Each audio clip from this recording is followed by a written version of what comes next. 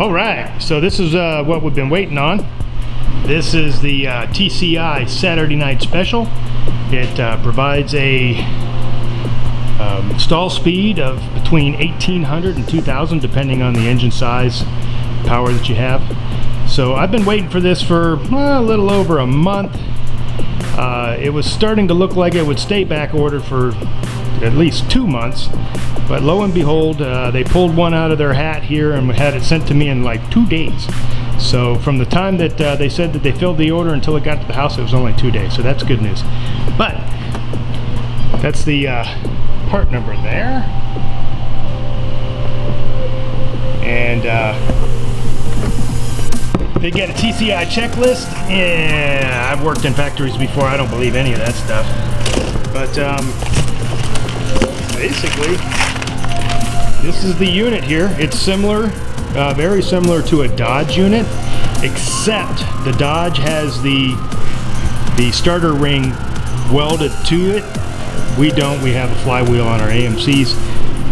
So AMC calls this, instead of a torque flight like Dodge does, they call it a torque command. So I'm happy that it's here. We're going to take this and put it into that beast over there. And as stated before, I've just about finished the installation of the transmission because I didn't want to wait on this thing. Now I'm going to pull it all apart, put it back together. Right. One of the important things to do is to read the instructions. TCI sent some instructions, things to look out for on disassembly and the removal of the transmission, and then also assembly. Pretty much straightforward stuff that if you've never done it before that you'd want to know. One of the things that that I had to do was to I measured the old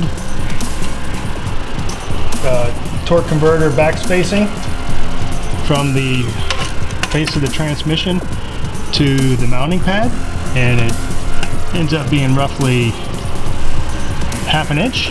And this is the new torque converter, and the reason you measure it is so that you can make sure that it's completely seated. The torque converter needs to be seated into the shaft splines and into the pump, so it needs to be the same distance as the old one was.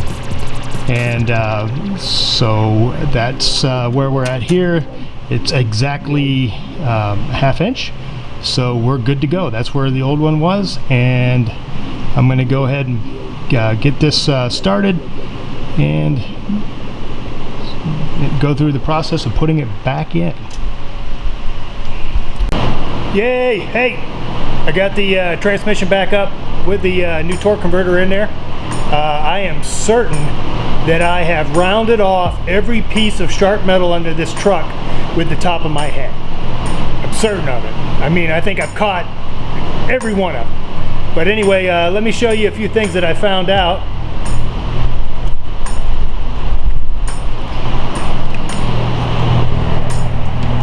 Basically have the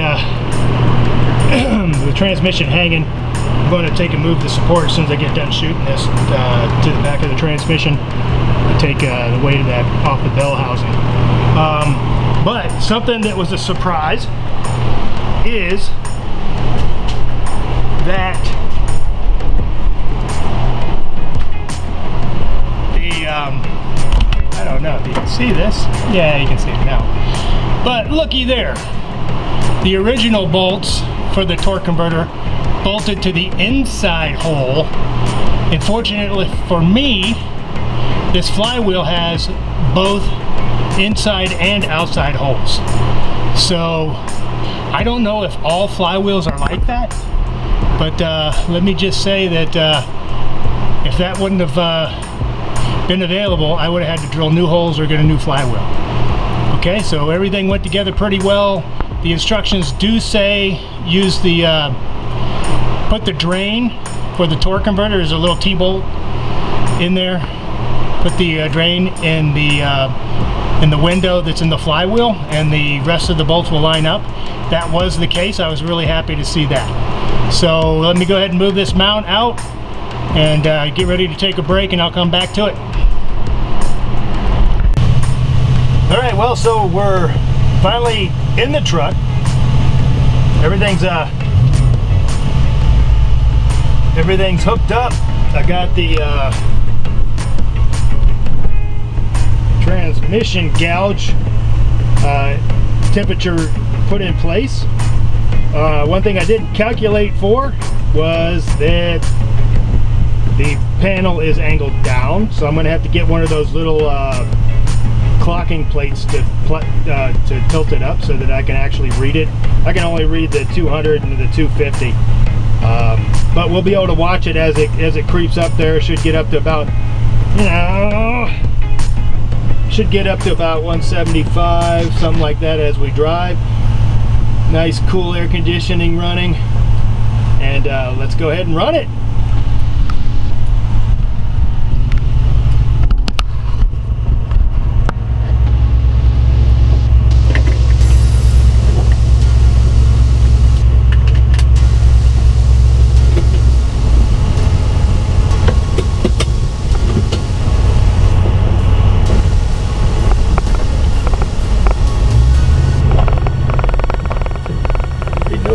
Getting up my grassy hill now.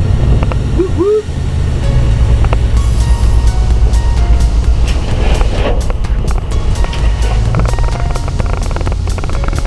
It does, it shifts snappier, under full throttle. It shifts a lot later, which is good. If I, let up off the gas, it'll shift sooner. So the shift kit did make some major improvements. It doesn't shift as hard as I'd like. I'd like to get the marked tires, but I don't know if it's because the tires are so fat or the truck engine's so tired. But either way, it's not a race car. It's a shop truck. But you get your heart set on stuff like that.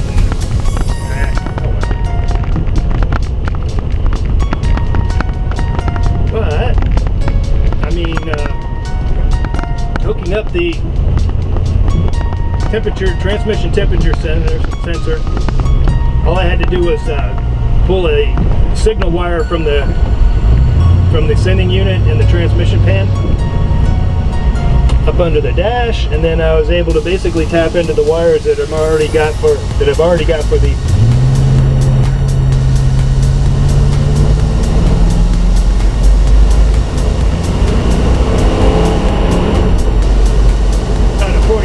RPM shift. Third gear.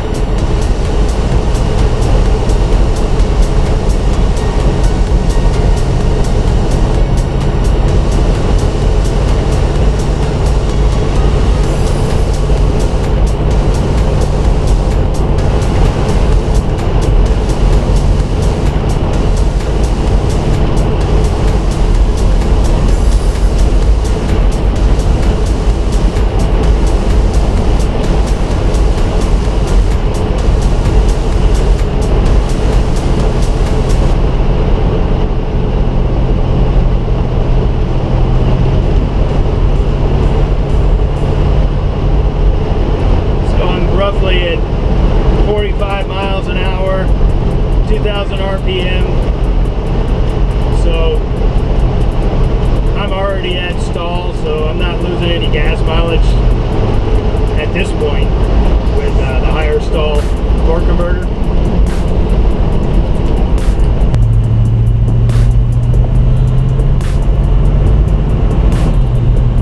Right around 2100.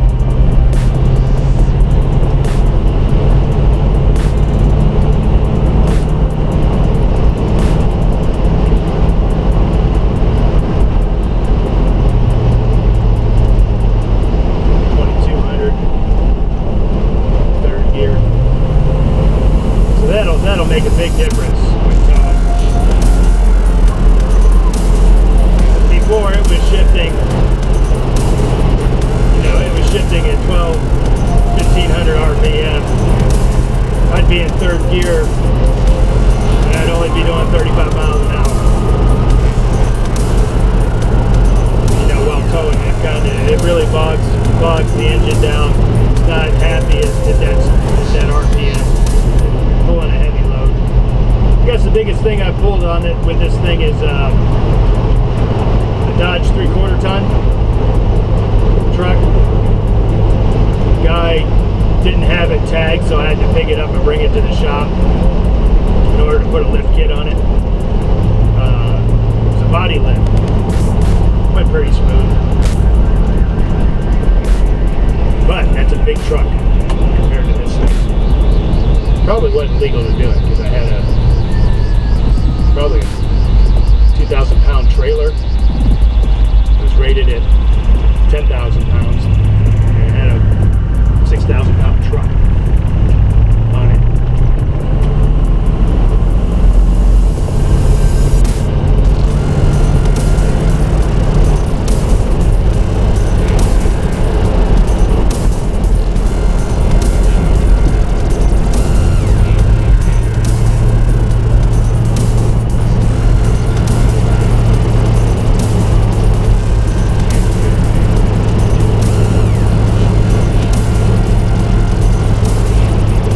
Thing to keep in mind too, when I had this transmission out for a long period of time, so it was basically bone dry.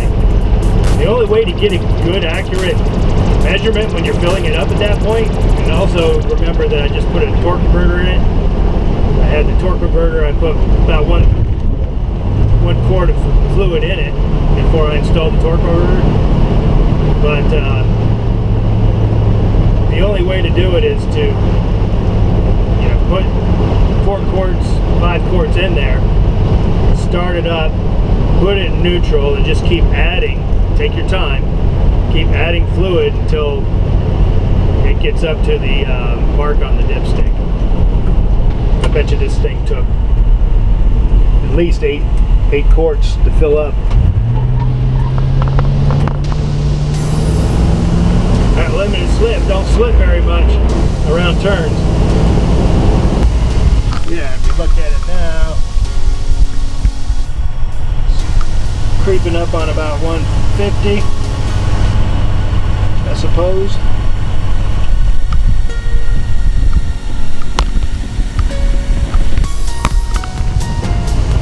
Start driving. But shop truck's looking pretty good. I mean, happy with the transmission. Still got some adjustment to do on the B&M shifter. Still not right. Not synchronized with the positions of the transmission. Get those worked out. But I think the truck's in a pretty good spot. I think the next thing I'm going to do is buy a universal exhaust kit. Basically do a 2.5 inch exhaust into a straight through muffler. It'll be 2 in, 1 out, go 3.5 out. So it's not a high performance motor. I'll probably hop it up a little bit in the future, but I think that that 2.5 into 3.5 would be more than enough exhaust volume for whatever I do. And that'll probably be one of the next big projects on the shop truck. And during that time also I might do the headboard and also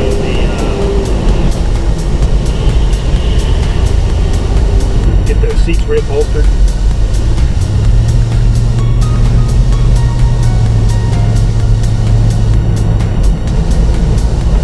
Also got a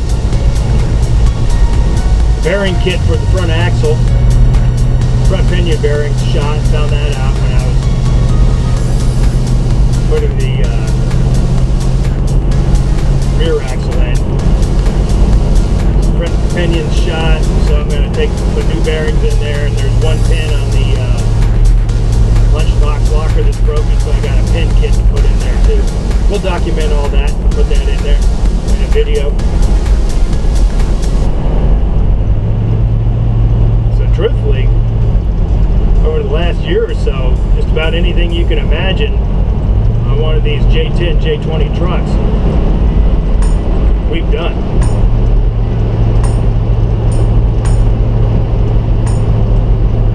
I love these old things. They ride like an old truck. They're simple, they're basic. There's always something that you need to do to them to keep them running well. But on the same side, no matter what part breaks, you can usually fix it for less than $100 bucks. If you lose a transmission, okay, that's going to be, $500-600 if you do it yourself. If you blow a motor, you can get a used motor and put another one in, or you can, do any kind of upgrade you want. That might be $3,000, $4,000, $5,000. Last motor I put in, I got from BJ's off-road. I got a rebuilt long block. I think that was $2,500 bucks. So that's the way to go. Put it in yourself. One of the things that, if I keep the gas motor in this truck, one of the things that I'll do is put EFI probably on the motor, just so that it's more consistent.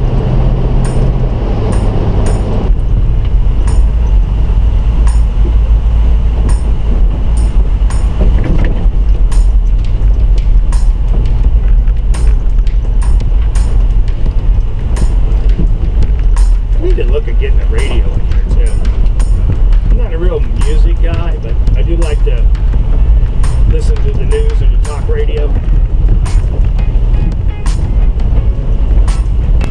Well, back home.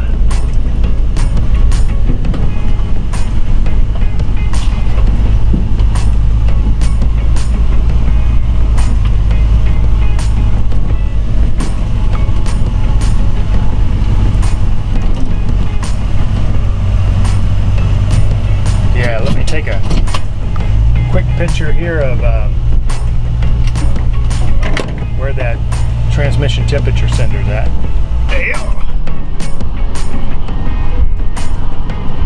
Yep, and it goes up over the transmission and into the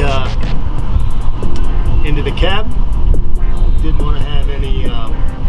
Didn't want to bring it close to the. Try to scoot over, get close to the exhaust or anything like that.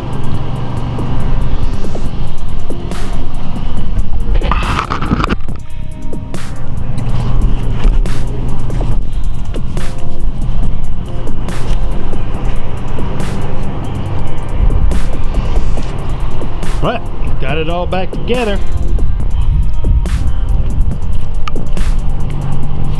There she is. All right. Well, thanks for watching, guys.